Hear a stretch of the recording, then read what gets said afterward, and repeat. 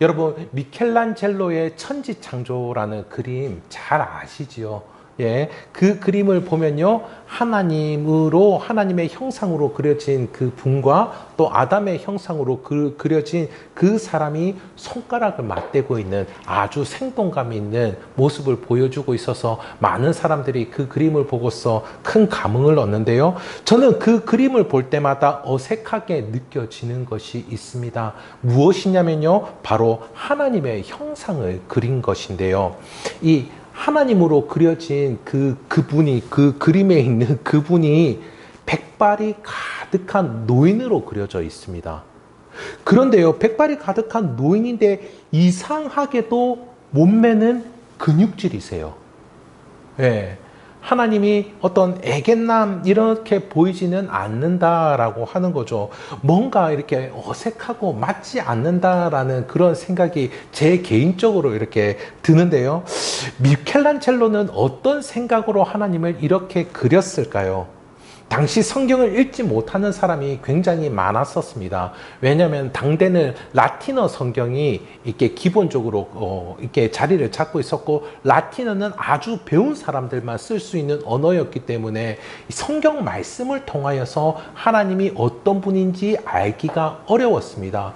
그래서 이 미켈란젤로의 천지창조가 그려진 한 성당의 천정을 보고서 사람들은 하나님이 저와 같으신 분이겠다 이런 생각을 했을 것 같은데요.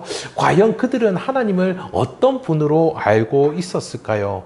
이 그림이 아무리 유명하다 할지라도 성경에서 말씀하는 하나님을 다 담아내지는 못할 것입니다.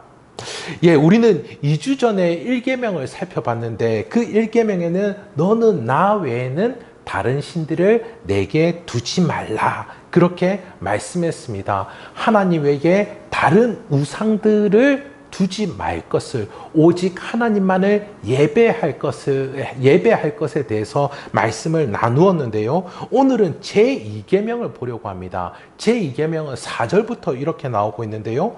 너를 위하여 새긴 우상을 만들지 말고 어떤 형상도 만들지 말며 그것들에게 절하지 말며 그것들을 섬기지 말라. 여기서도 동일하게 우상이라는 단어가 나오고 있습니다. 그렇다면 이 1계명과 2계명이 어떻게 다를까요? 이 1계명은 참으로 섬겨야 할 분이 하나님이심을, 이 예배의 대상을 분명하게 가르쳐주고 있습니다. 그랬다면 이 2계명은 하나님을 형상으로 만들지 말라, 이렇게 말씀하고 있습니다.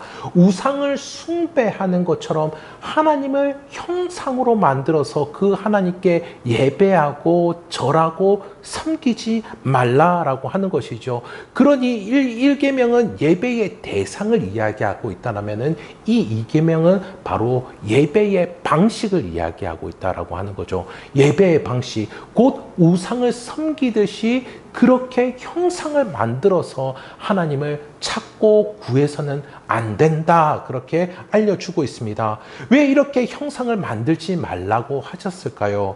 그렇다면 형상이 아닌 하나님을 예배하고 섬기는 방법, 그것은 어떤 것이 있을까요? 오늘 말씀을 통해서 함께 살펴보도록 하겠습니다. 먼저 이 사람들이 하나님을 형상으로 만드는 그 이유는 하나님을 이용하기 쉬운 형태로 만들려는 것입니다. 하나님을 이용하고 사용하기 쉬운 그런 형태로 만드는 것이죠. 사람은 자기를 위해서 우상을 만듭니다. 예, 여러분 4절을 시작할 때도 이렇게 나오고 있죠. 너를 위하여 새긴 우상을 만들지 말고. 사람들은 자기를 위해서 우상을 만든다라고 하는 겁니다. 자기를 위하여서 하나님을 형상으로 만든다는 것이죠. 농경사회에는 뱀을 섬기는 일이 많았다 그러더라고요. 저도 왜 뱀을 섬길까 참 이상하게 생각했는데 이와 같은 타이밍이더라고요. 이게 겨울에 얼었던 땅이 녹지 않습니까? 그리고 그 땅에서 이 연두색빛의 삭이 싹 올라옵니다. 그런데 그때와 동일하게 뱀이 어떻습니까? 긴 잠에서 깨어나 그 땅 위로 올라오는 것이죠. 그래서 그 시기가 비슷하니까는 사람들이 생각을 하는 겁니다. 아, 이 뱀에게 생산적인 힘이 있는 것이구나. 이렇게 착각을 한 것입니다. 그래서 이 뱀의 형상을 만들어서 이 뱀의 형상을 섬겼는데요. 그러면은, 아, 이 봄에 더욱더 활기를 가질 수 있을 거야. 이런 믿음을 가지고 있었던 것입니다. 이렇게 우상을 섬기는 사람들은 자기 생활에 유익을 가져다 주거나 아니면 특별한 해로움을 가져다 주는 것, 그런 것들을 보고 그 형상을 만든 것이죠. 사람들도 우상을 만들어서 사람들이 이렇게 우상을 만들고 그 형상을 만들면요, 그것을 바로 신으로는 여기지 않습니다. 그냥 물건을 만든 것이죠. 그냥 물건을 만든 것입니다. 자신이 믿고 싶어서 그 힘이나 능력을 공급받고 싶어서, 그래서 형상을 만든 것입니다. 우상이 결코 신이라고까지는 생각을 하지 않았는데요. 하지만 이렇게 형상을 만들어 두면 어떨까요? 형상을 만들어 두면 어떻습니까? 내가 가는 곳마다 늘 가지고 다닐 수 있습니다. 그리고 그것들을 보면서 내가 그거에게 계속해서 내 소원을 아뢰는 것이죠. 늘 들고 다니면서, 늘 가지고 다니면서 자기 집에다가 모셔놓고 그렇게 할 수가 있는 것입니다. 우상이 자기들에게 있으면요, 그 우상이 나타내는 신도 자기 옆에 있으면 그 우상이 자기와도 함께 있을 거다라는 그런 생각을 하게 되는 것입니다. 신을 가까이 둘 수 있다고 생각하면요, 그 다음 단계로 넘어갑니다. 이제 사람들은 그 곁에 있는 우상을 가지고서 신을 자기들이 조절할 수 있다, 조종할 수 있다, 이렇게 생각하는 겁니다.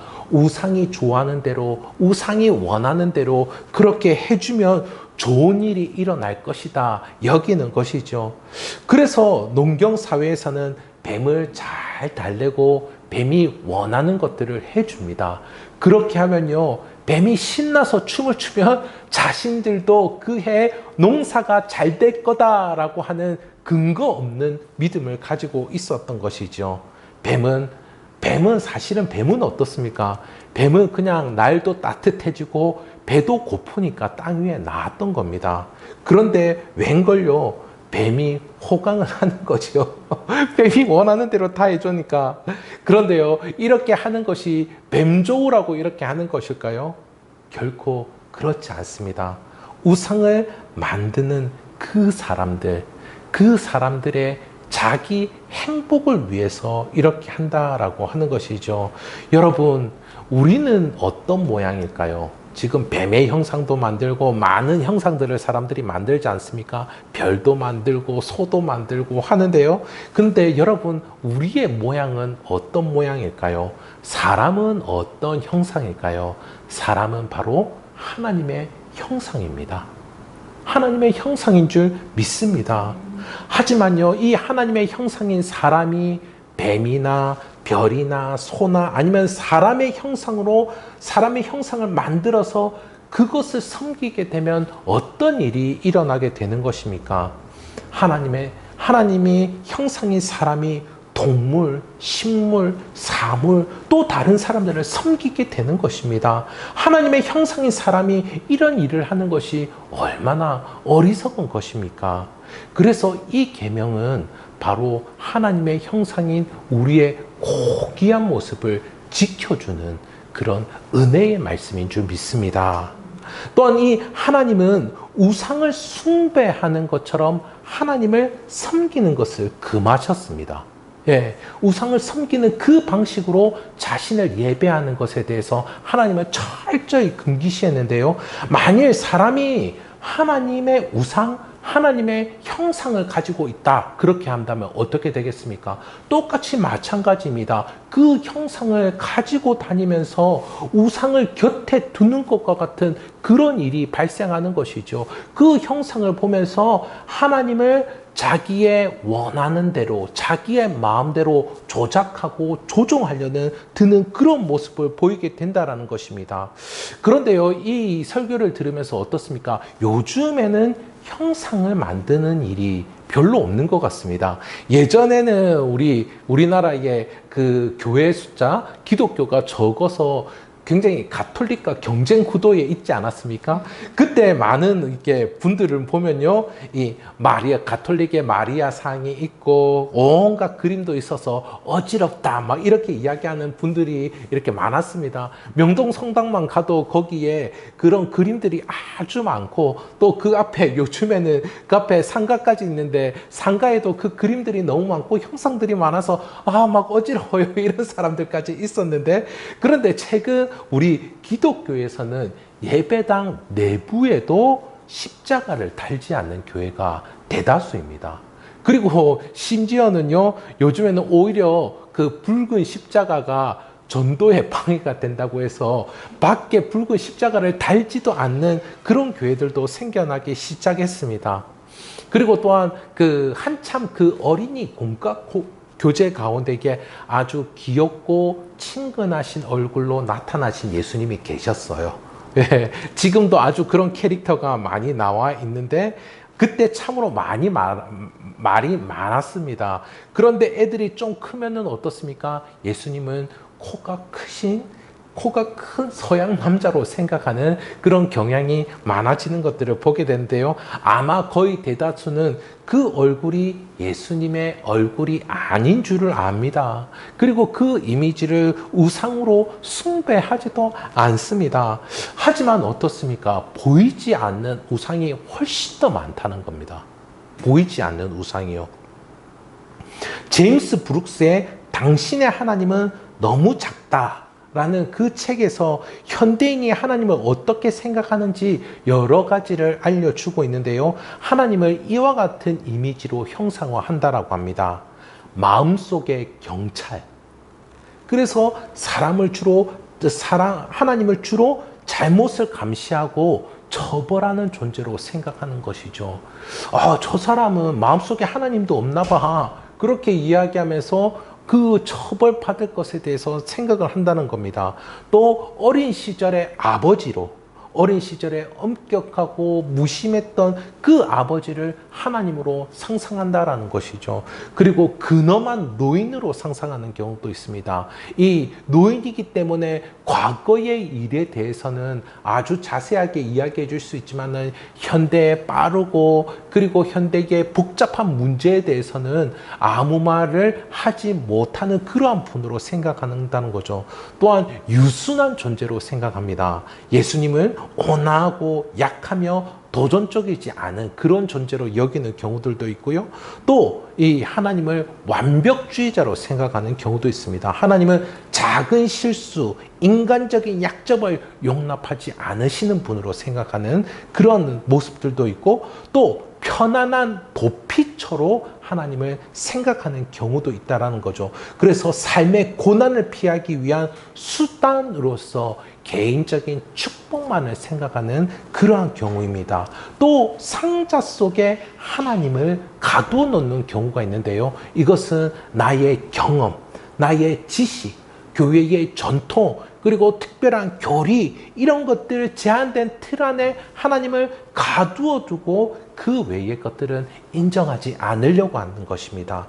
또한 조달 책임자로서 뭔가 필요할 때에 그 순간에 기적적으로 채워주시는 그러한 분으로 하나님을 생각하는 경향이 있다. 이 제임스 브룩스라는 분이 지적을 하는데요. 모두 자기를 위한 유사 하나님입니다. 유사 하나님. 하나님이 아니고요. 유사 하나님입니다. 하나님과 비슷하지만 하나님이 아닌 것이에요. 그래서 제임스 브룩스는 현대인의 이 신앙에 근본적인 문제가 있다라고 합니다. 왜냐하면 이렇게 작은 하나님을 사람들은 존경할 수가 있겠습니까? 사람들이 이 하나님을 예배할 수도 없고 경배할 수도 없는 거예요. 하나님은 너무 작으신 분이기 때문에. 그리고 자신의 문제들을 그때마다 해결해 줄 분으로 생각은 하지만은 하나님의 뜻을 따르려는 그 삶의 궁극적인 목적이 되시는 분으로, 그렇게 내 삶을 인도해 주는 분으로 하나님을 모시지 않는다라고 하는 것이죠. 우리의 마음은 이렇게 계속해서 우상을 찾게 되고 또 다른 우상을 찾게 되고 그곳에 만족하려는 경향을 가지고 있습니다. 사람의 마음은 심지어 자기 행복을 위해서라면은 하나님을 오리고 짜집게 하는 그런 모습을 보인다라고 하는 것이죠. 이 계명은 이렇게 우리의 실상을 말해주고 있는 것입니다. 결국에 어떻습니까? 하나님은 우리에게 그 모든 것이 되시는 하나님이신데 이 유사 하나님은 우리와 더 멀어질 수밖에 없는 것입니다. 그러니까 어떻습니까? 내가 믿는 분, 내 믿음의 대상에 대해서 온전히 알지 못할 때에 믿지 못하는 것입니다. 내가 믿지 못하고 저분이 믿음을 주지 않아서가 아니고 그 믿음이 대상이 되는 그분을 오리고 짜집기 해서 더 멀어질 수밖에 없는 것입니다. 하나님의 영광스러우심, 하나님의 은혜로우심, 하나님의 구별되심, 이런 것들을 경험할 수가 없는 것이죠. 우리와는 차원이 다른 그 하나님을 경험할 수가 없는 것입니다. 하나님이 얼마나 높으신지, 하나님이 얼마나 깊으신 분이신지, 하나님이 얼마나 넓으신지, 하나님이 얼마나 영원하신 분이신지 이 무궁함을 느낄 수가 없다는 것이죠. 하지만 하나님은 어떻습니까? 우리는 그렇게 하나님을 제한하고 하나님을 온전히 믿지 못하는 그런 모습 가운데에 나 자신을 위해서 그렇게 나아가지만 하나님은 어떠십니까? 하나님은 하나님 자신을 우리에게 주시기를 기뻐하시는 분이십니다. 기뻐하십니다. 왜냐하면요, 하나님은 아버지 되시거든요. 하나님은 우리를 지으실 때 자신의 형상으로 지으셨거든요. 하나님은 우리의 찬송받으시기를 기뻐하시거든요. 복음은 우리가 천국 가는 정도의 이야기를 하는 것이 아닙니다. 복음은 우리가 이 하나님과 함께 하는 것입니다. 자신의 전부를 내어주기를 원하시는 그 하나님과 함께 하는 것, 이것이 복음입니다. 이 복된 기쁨을 소유하실 수 있는 저와 성도님들 되시기를 우리 주님의 이름으로 축복합니다. 하나님은 자신의 형상이 아닌 말씀을 따라 예배하고 섬기도록 하셨습니다. 그래서 우리도 지금 예배 가운데 이렇게 말씀이 몇 번 나온 줄 모릅니다. 모든 찬양 가사가 다 말씀이고요. 그 다음에 성시교독도 말씀이고요. 그리고 대표기도도 말씀을 기준으로 해서 하고요. 모두 다가 그 신앙 고백도 말씀이고 지금 설교도 하나님의 말씀을 토대로 모든 것들을 나누고 있습니다. 하나님은 자신을 나타내실 때에도 형상이 아닌 말씀으로 하셨습니다. 오늘 말씀의 1절을 보니까요, 하나님이 이 모든 말씀으로 말씀하여 이르시되 이렇게 말씀하고 있습니다. 이스라엘 백성들에게 하나님이 친히 말씀하셨다라고 하는 거죠. 이렇게 하나님은 말씀으로 자신을 나타내셨습니다. 이후 이스라엘 백성들에게 또다시 십계명을 전하도록 이 모세에게 명했는데요. 가나안 땅에 들어가기 전에 그때도 하나님의 말씀에 따라 살도록 이 모세에게 이야기했습니다. 신명기 4장 15절에 이렇게 나옵니다. 그런데 여러분 이 20장 1절과 신명기 4장 15절 한번 비교해 보십시오. 쉽게 비교가 되실 겁니다. 제가 읽어보도록 하겠습니다. 여호와께서 호렙산 불길 중에서 너희에게 말씀하시던 날에 너희가 어떤 형상도 보지 못하였은즉 너희는 깊이 삼가라. 예, 똑같이 이 신의 산, 호렙산 같은 산이다라고 이전에 말씀을 드렸는데요. 거기서 말씀하시던 때에 그 뒤에 덧붙여서 부연 설명을 합니다. 부연 설명이 중요합니다. 이것이 무엇이냐면요, 어떤 형상도 보지 못했다 이야기합니다. 그리고 그 형상 만드는 것을 깊이 삼가라, 하지 마라, 그렇게 말씀하고 있습니다. 왜 이렇게 말씀을 하냐면요, 사실 이 사이에 큰 사건이 있었다라고 하는 것이죠. 이스라엘 백성들이 자신이 가지고 있던 이 금부치를 빼내가지고 금송아지를 만들었던 것입니다. 모세가 하나님께 나아가 하나님의 말씀을 듣고자 나아갔는데, 이들을 어떻게 인도할지 듣고자 나아갔는데, 이 모세가 더디 오니까 이 이스라엘 백성들이 자신의 금부치를 모아서 금송아지를 만든 겁니다. 이전에 그들이 나왔던 애굽에서는 힘을 상징하는 형상이 소였다라고 합니다. 그래서 이들이 소를 만들었는데요. 하나님을 송아지로 만든 것도 아니고, 물론 사람이 송아지를 만들 수는 없겠죠. 말도 못하고 듣지도 못하는 이 금송아지를 만든 겁니다. 금송아지를 보면 어떨까요? 삐까뻔쩍하지 않습니까? 삐까뻔쩍한 금송아지가, 그런데 아무 말도 못하고 아무것도 듣지도 못한다라는 거죠. 광야에 있는 이스라엘 아닙니까? 이 광야에서 이 금덩어리가 어떻게 이들을 인도해 줄 수가 있겠습니까? 계명을 정면으로 어긴 이 이스라엘의 모습이었다라고 하는 것이죠. 그래서 이때 덧붙여서 형상을 만들지 말라 말씀한 것입니다. 이런 이들이 하나님을 알고 하나님을 하나님으로 예배할 수 있겠습니까? 금송아지는 삐가 번쩍하지만 아무것도 할 수 없습니다. 그런 금송아지를 의지할 수가 있겠습니까? 하나님은 이렇게 우상을 숭배하는 모습에 대해서 질투하시는 하나님이시다 말씀하십니다. 우상에게 자신의 사랑을 빼앗긴 것에 대해서 하나님은 경고의 말씀을 하시는데요. 5절의 말씀입니다. 나 내 하나님 여호와는 질투하는 하나님인즉 나를 미워하는 자의 죄를 갚되 아버지로부터 아들에게로 3, 4대까지 이르게 하거니와. 하나님은 질투하시는 하나님이시다 말씀하고 있습니다. 질투는 어떻습니까? 이기적인 사랑이지 않습니까? 그러니까 질투라는 것은 내가 다른 사람이 가지고 있으면 그것을 빼앗아야지 직성이 풀리는 것이 질투이지 않습니까? 그래서 하나님이 질투하시는 게 잘 이해가 되지가 않습니다. 그렇죠? 우리로서는 이 잘 이해가 되지 않습니다. 그것도 하나님께서 금송아지한테 이 이스라엘 백성들의 마음을 빼앗긴 거에 대해서 이 질투한다. 이거는 더더욱 납득이 되지 않습니다. 하나님과 동등한 존재에게 빼앗겼다라면 질투를 할 수 있지 않겠습니까? 그런데 동등하지 않은 아무것도 하지 못하는 그 금덩어리에게 질투를 할 수가 있겠습니까? 사실 이렇게 성경에서 말씀하는 것은 다르게 표현할 길이 없기 때문입니다. 우리에게 이것을 알려줄 길이 없기 때문입니다. 우리에게 그만큼 하나님께서 사랑하신다는 것을 알려주려고 하는 것입니다. 그 어떤 것에게도 하나님은 자신의 백성을 빼앗기지 않겠다. 그 마음도 빼앗기지 않겠다. 이것을 알려주기 위해서 질주하는 하나님이다. 어쨌든 내가 내 백성을 데리고 오겠다라고 하는 그 의지의 표현인 것입니다.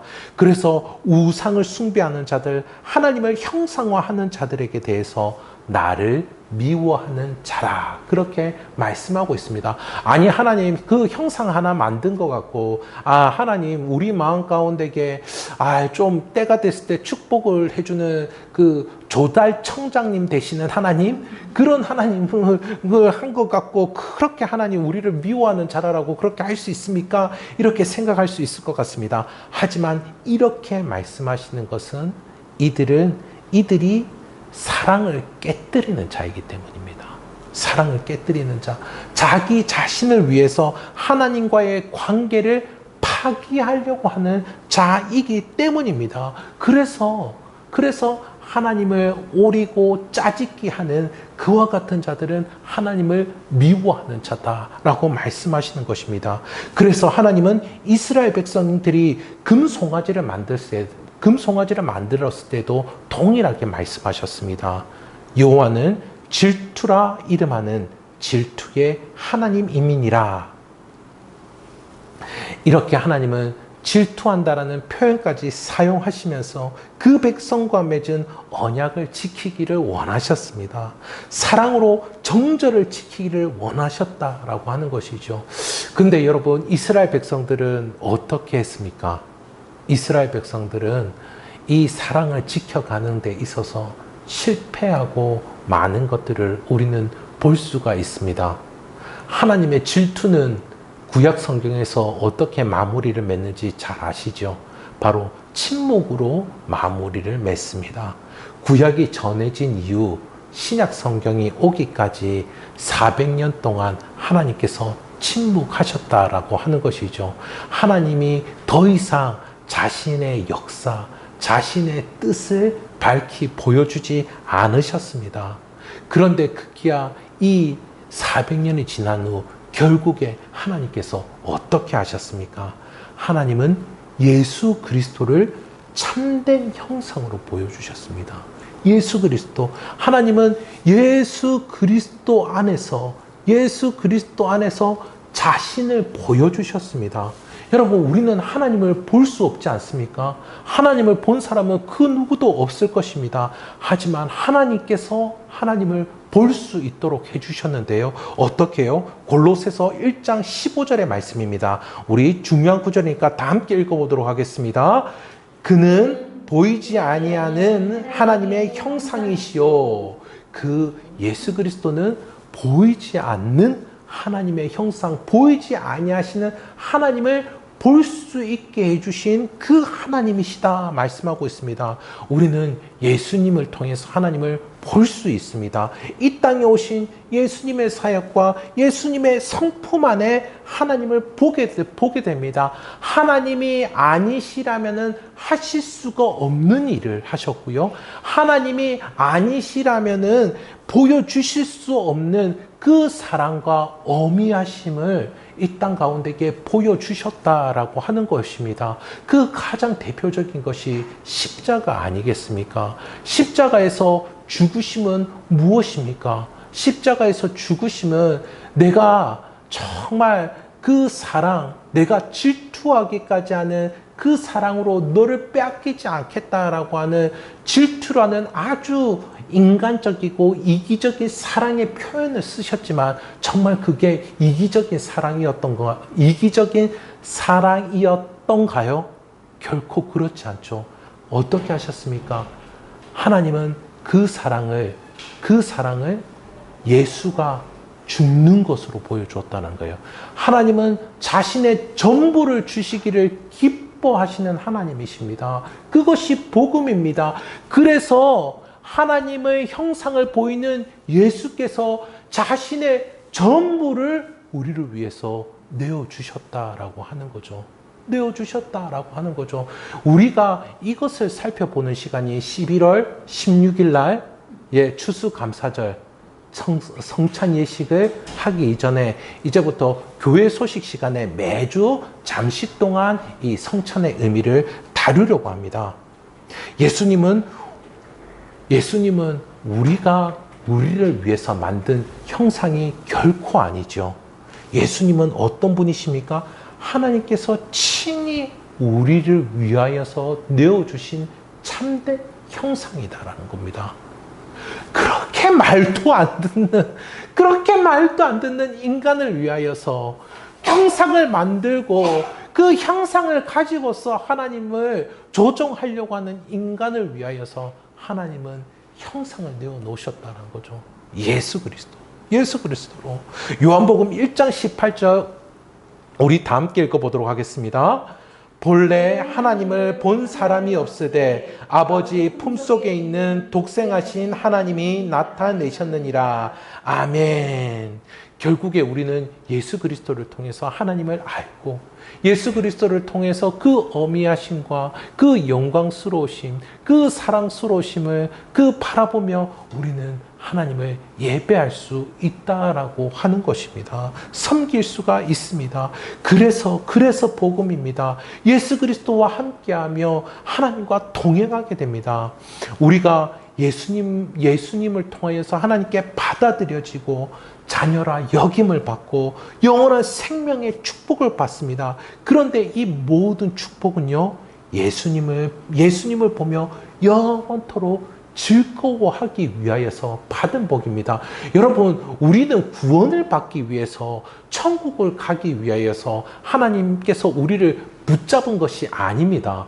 구원을 받고 천국을 가고 영원한 생명을 받는 것, 이 모든 것들은 여러분 너무 귀한 것이지만 우리에게는 수단에 지나지 않는 것입니다.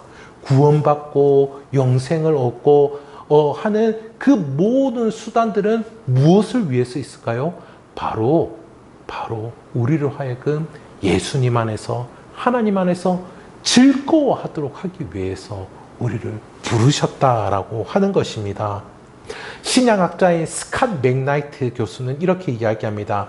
현대의 그리스도인들이 나의 구원에 너무 초점을 맞추면서 중요한 것을 잃어버렸다. 구원을 주시는 분은 하나님이고 구원의 길을 여신 분은 예수님이다. 그리하기에 하나님, 예수님과 함께하기를 그 무엇보다 먼저 해야 한다. 그렇게 주장합니다. 여러분, 우리의 신앙 안에 수많은 귀한 것들이 있지만은 이렇게 하나님과 함께 동행하며 모든 것 전부를 내어주시기를 원하시는 그 하나님, 그리고 그것을 보여주신 우리 예수님과 함께하기를 기뻐하시고 또 함께하며 즐거워하시는 저와 성도님들 되시기를 우리 주님의 이름으로 축복합니다. 그러면은 말씀을 통하여서 몇 가지 적용을 해보도록 하겠습니다. 우선은 우상을 식별할 수 있기를 소원합니다. 우리 안에 날마다 우상이 넘쳐납니다. 그래서 칼빈 선생님은 우리의 마음은 우상이 날마다 생산되는 공장과 같다, 그렇게 이야기했는데요. 먼저 우리의 생각을 한번 점검해 보시기 바랍니다. 우리의 생각이 어떤 내용을 가지고 있는지, 우리는 평소에 어떤 공상에 빠져 있습니까? 예, 저는 꿈도 꾸지도 못하는 그런 공상을 하시는 분들이 많은데요. 한강 뷰 아파트.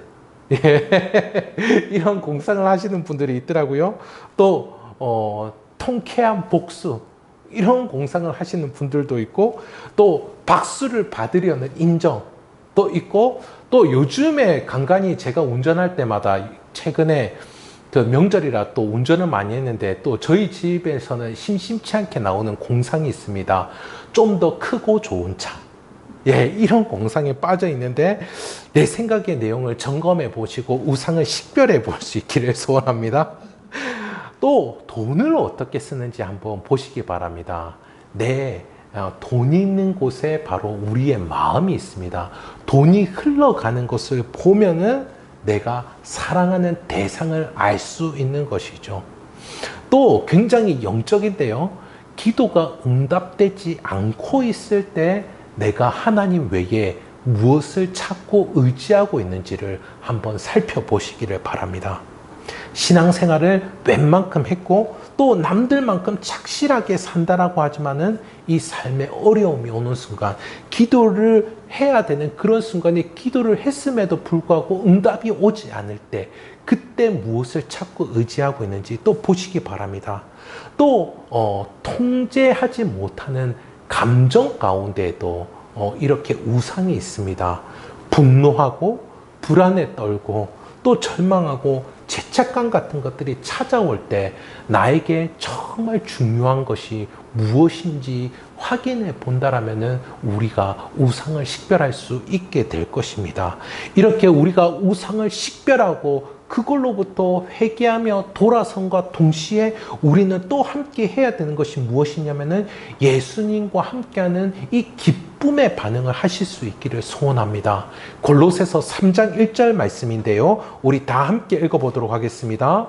그러므로 너희가 그리스도와 함께 다시 살리심을 받았으면 위의 것을 찾으라. 거기는 그리스도께서 하나님 우편에 앉아 계시느니라. 아멘.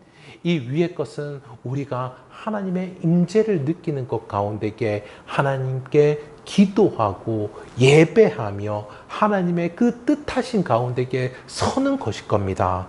또한 그 어떤 우상보다도 이 위의 것을 구하는 그 모습은 하나님의 영광스러운, 하나님의 아름다우심, 하나님의 그 매력적인 모습에 푹 빠져서 그렇게 우리 주님과 함께 하기를 소원하는 것일 겁니다.